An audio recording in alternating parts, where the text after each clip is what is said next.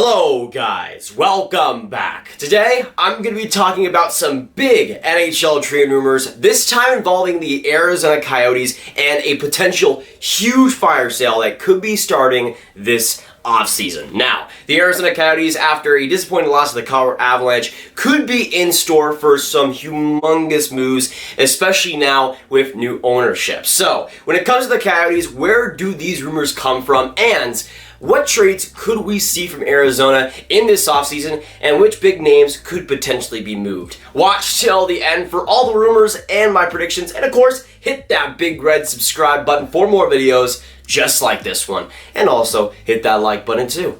Always appreciated. Now, this offseason isn't really going as planned for the Arizona Coyotes. They got new ownership in Morello, but they also have the whole John Chayka controversy, where now, of course, they lose a first-round pick in next year's draft and a second-round pick in this year's draft. So not the greatest starts. But this fire sale rumor is legit. It comes from Elliotte Friedman from his 31 Thoughts article, which is usually about as accurate as you can get. And when we talk about this fire sale here and the direction Arizona's heading, you can see guys like OEL traded, guys like Phil Kessel. Almost nobody is off the table besides maybe a Jacob Chikrin or a Clayton Keller. Now, Elliotte Friedman says this: the goal will be to cut payroll and rebuild. The Coyotes have a tight cap situation for 2021, but then it eases. He then goes on to say with that situation that even with an active goalie market, Darcy Kuemper is a very attractive piece thanks to his impressive playoff performance. He's signed for 2 more years at $4.5 million per.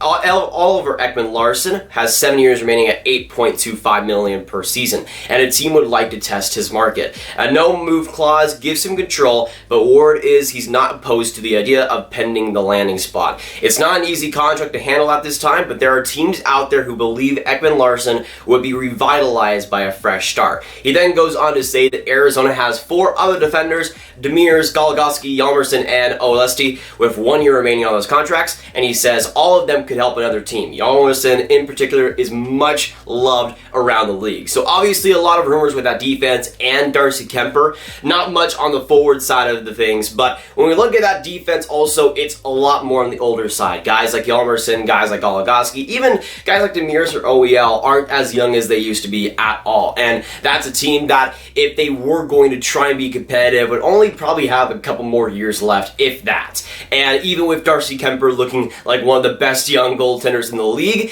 still, it isn't looking too great for Coyotes' future right now. And with the first round pick being taken away for next year, it looks even lesser so. But he did say in that article that they will try to get one of those picks back, or at least try to get something in the first round next year. Obviously, because that pick was just taken away, no other team is going to have it. So they're just going to have to get a new pick if they want to at that point, and then focus on the rebuild. But one thing is clear from this article: the Coyotes are going to be a rebuilding team. They're going to be at least retooling, getting or restocking the shelves, getting a lot of the older players out, which means, again, guys like Goligoski, Hjalmarsson could be out, Phil Kessel could be out, Derek Stepan could be out, and the dominoes might start to fall as soon as this week. Now, I don't even know how I forgot to mention it, but yes, I did draw a fire on the whiteboard. Hopefully you appreciate it. I mean, it's just signifying that the end is near for this Coyotes core. When we look at who makes the most money, though, on this team,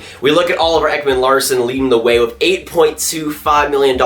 A decent chunk of change for the guy, I must say. But that's, in my opinion, a almost unmovable contract, but in the right situation, I think it can be moved. Obviously, the cap will be flat for the next couple of seasons, so it'll be a lot harder to get rid of a contract like that. But even for the next 7 seasons, I think OEL can provide some big-time value. I don't think he's been all too amazing since about 2017, but who knows if he unlocks that in a different team. To me, there's a couple of teams that might be able to bring that on under the right circumstances. I think a team like the Winnipeg Jets would love to have him on that D-core, and it would obviously cost a lot, but if they're able to give back a Nikolai Ehlers, it wouldn't be that big of a cost for them. But at the same time, for the Coyotes, it's like, okay, they're trying to get rid of cap space, so getting just over $2 million off the books isn't a huge deal, and that's why I don't think for Arizona it's quite a fit. But you have teams like the Sens or even the New Jersey Devils. With the Devils, of course, they bring in PK Subban last next year, maybe they bring back OEL. I'm not even sure how that trade will work out because we're in crazy times here. Again, the flat cap makes trades like that way harder than it needs to be. So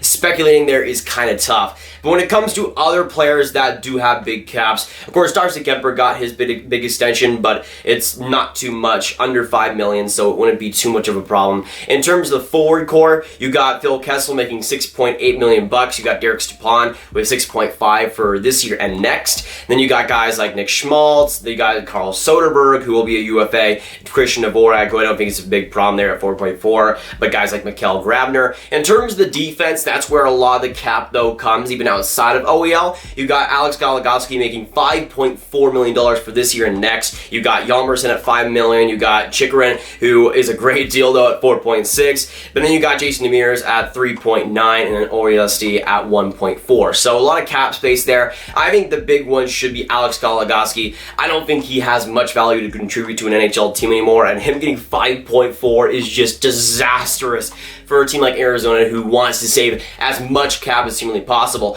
But I think a guy who's much more tradable is Niklas Hjalmarsson, who I still think can provide some great value when he is healthy. But that is the problem. He ain't usually healthy, and he really hasn't been in Arizona too much. But if he's able to be 100% and able to contribute, I think that's a player that a lot of teams would love to have, even with that flat cap. So I don't think it's going to be too much of a problem to trade that. In terms of a guy like Demers, I could also see him getting traded. Not too much of a defenseman anymore. Honestly, he's still a good offensive guy, but the defense just ain't there too much. I still think he is an NHL defenseman, but probably a little bit too much at 3.9 at this point. That's also a trade that I could see happening. And to be honest, I see that whole defense kind of being restructured. I see Chychrun staying, maybe OEL stays, maybe Orlesti stays as well, Labushkin maybe possibly, but it's going to look a lot different, I think, from this year to the next. And it quite frankly will look a lot worse. Even though I don't think Goligoski or guys like Demers are all too good anymore, it's going to look a lot different. And that's not even considering what they might do with Darcy Kuemper. Obviously, he was amazing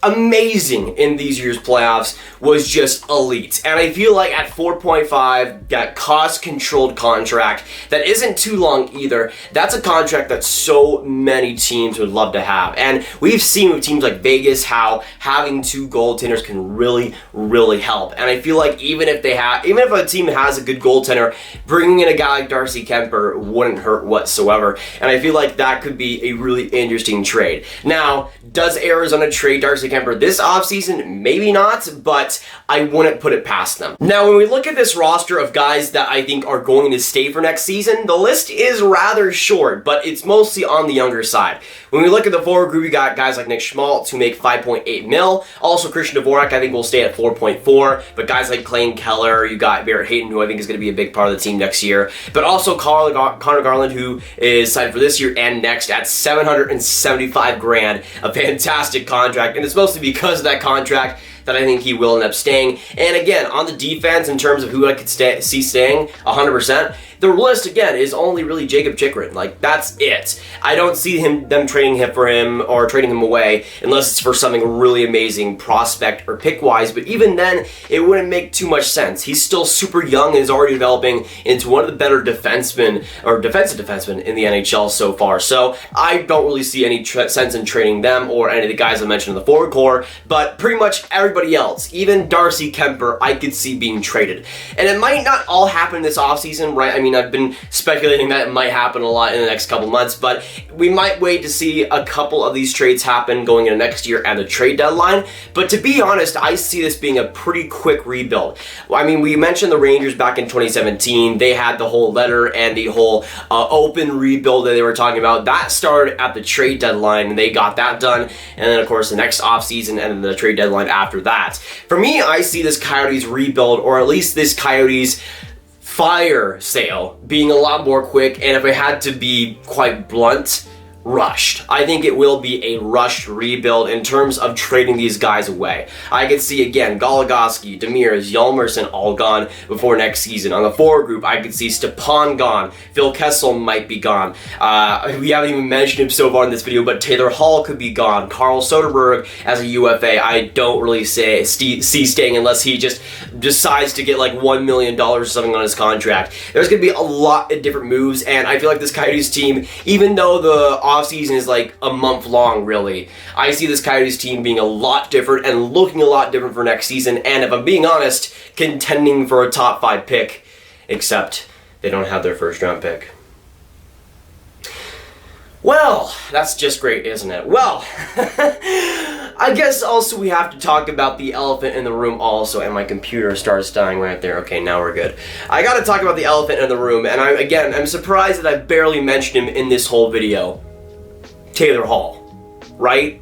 I mean, on top of everything that's happened with Arizona, you have Taylor Hall just kind of chilling at the moment as a UFA this offseason. That whole situation is going to be even more interesting as well. Because again, with this whole Coyotes rebuild, or at least when we know of it so far, it seems like they're trying to get rid of as many people as possible and get as least cap space as possible too. So that would mean Taylor Hall is gone, right? But even though it seems extremely likely, and with the direction so far that Taylor Hall will be gone, I wouldn't put it past Arizona to re-sign him for a couple of years, maybe for a big contract, sure, but sign him to a 2 or 3 year deal and then trade him this next trade deadline. To me, if I was Arizona, that would be the move I really wanted to go in the rebuild route. And if Arizona wants to restock that first round pick for next year, Taylor Hall is about as good of a bet they can get to actually getting that type of pick, and I could see it going down. Now, that's a lot easier said than done, because with Taylor Hall, you have to convince him that this is a team that he wants to be at, which, considering everything that's gone on, not sure if that's going to happen. But at the same time, Arizona might be one of the only teams that can actually pay him what he wants. If they're going to go on this big fire sale, it seems like for Taylor Hall, they'll actually have some cap space for him, which compared to other teams, especially with this flat cap, might not be the case. And I feel also with the years with that as well, if Arizona's able to get him to a 2 or 3 year deal, that might be the most that Taylor Hall gets. It kind of seems crazy, but again, with the cap not going up at all, there is quite a few less teams that'll actually give up that money commitment to a guy like Hall, who hasn't been amazing since like 2018. And that's the whole situation there, is that Arizona might be one of the few teams that can actually get him on board, while at the same time, I think probably trading him the next season. But again, I think whatever happens to Taylor Hall, even if he just goes into free agency and signs somewhere else, this Coyotes team is going to have a lot of different moves. Again, I see at least going into next year, Stepan being gone, Goligoski, Hjalmarsson, Demers maybe as well, and then on the forward group again, Stepan I think could be moved. I think Soderberg might be gone. You got Graviteh who might be gone, Taylor Hall who might be gone, Hinostroza might be gone, who knows, maybe even a guy like Phil Kessel could be off the books. I think this Coyotes team is just going to go absolutely ham with the trades this offseason. And again, for what we're hearing, this could be a completely different team. And it doesn't happen too often. Even with rebuilding teams, usually it takes a while to get into that rebuild mode. It takes a while to trade these players. But again, with what Arizona is going at right now and how really committed they are to getting rid of cap space and saving as much money as possible with this new ownership group, it seems like they will waste no time whatsoever getting those trades done. Of course, right now they still don't have a committed GM. They got interim GM Steve Sullivan, but if he's able to make some trades, I would not put it past him to make some these next couple of weeks,